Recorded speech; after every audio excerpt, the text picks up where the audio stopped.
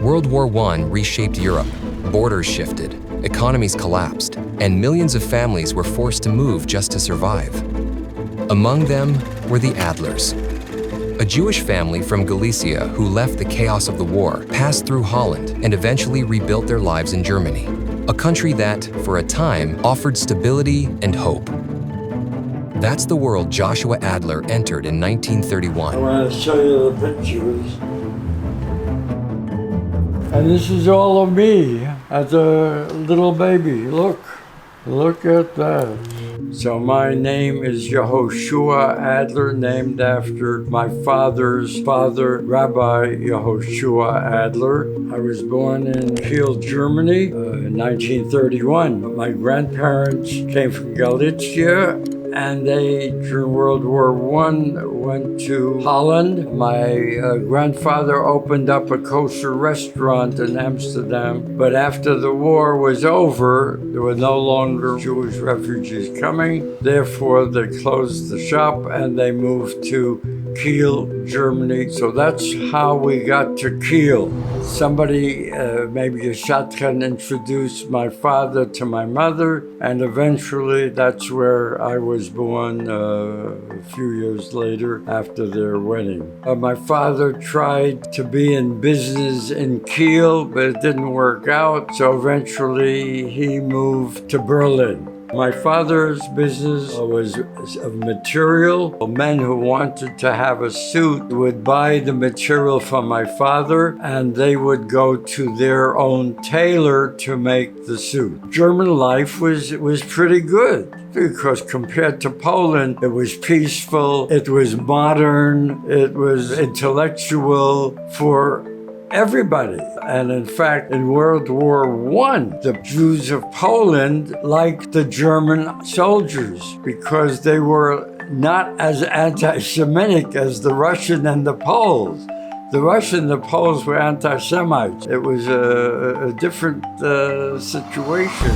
But while life appeared pretty normal, Germany was moving in a different direction. As the Nazis rose to power, new racial laws were introduced, and life for Jews slowly began to change. Life was more or less okay till the law was that Jews could no longer go to public schools. We were not allowed to sit on benches. We could not go into public parks. There were a lot of restrictions against Jews while we were still there. The anti-Semitic rules did not bother anyone of your family, or was it just like the least worst from Europe? Well, the anti-Semitic rules, we just learned to live without we went to Jewish schools, we went to shuls. We didn't bother sitting on the benches of Gentiles or something.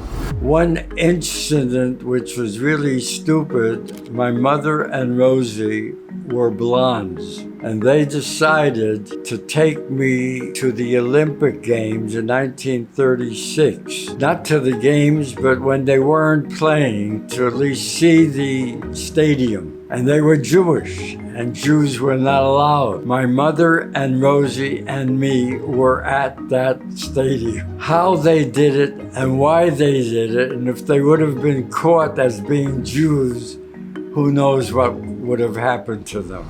In 1938, things began to escalate. The Nazis set out to remove people they labeled as lazy, using large police raids to arrest thousands or push them out of the country. Foreign Jews were a main target, pressured to either leave or face the threat of a concentration camp. What was the turning point that told your parents, we need to get out of here? A knock on the door around a week or two earlier by some Nazis saying, you guys better get out within 2 weeks or else. My uncle and my father took that very seriously and immediately started to work how to get out of here. The fathers already escaped before we did.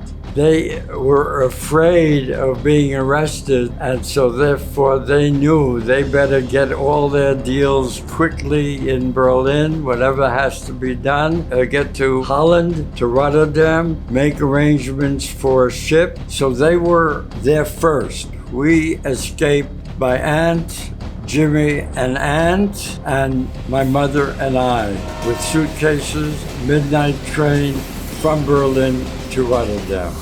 My uncle David Mandelberg is my mother's uncle. He was the soldier in World War I. And I believe because of that, he was able to get preference for visas for relatives. The very fact that this was during the Depression here, which was difficult, he had to say he would be responsible economically for all of us. We owe our lives to him, actually. It was hard, you know. We lived in that apartment for 5 years. We were used to it. We had a lot of things there. My father had his business there, and as I said, it was very difficult to leave.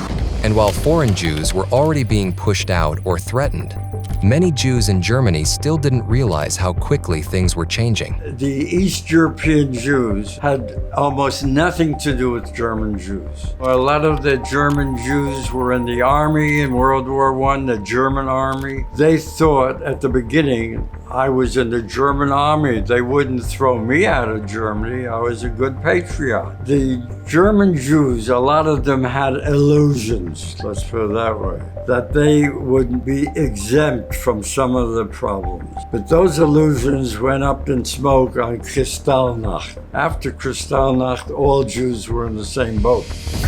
On November 9th, 1938, the Nazi regime carried out its first major violent attack against the Jews. Synagogues were burned, thousands were beaten or arrested, and Jewish businesses were smashed across the country. The shattered glass that filled the streets gave the night its name, the Night of Broken Glass. For many Jews, this was the sign to leave.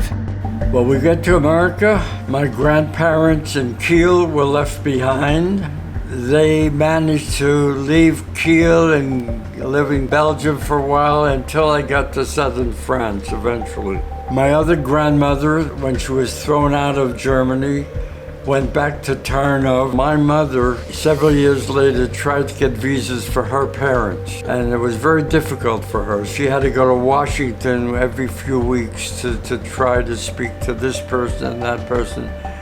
Eventually, she got visas for her parents. But what happened? That was December 1941. I don't know if you know what happened in December 41. The Japanese attacked Pearl Harbor, and America was in the war of World War II.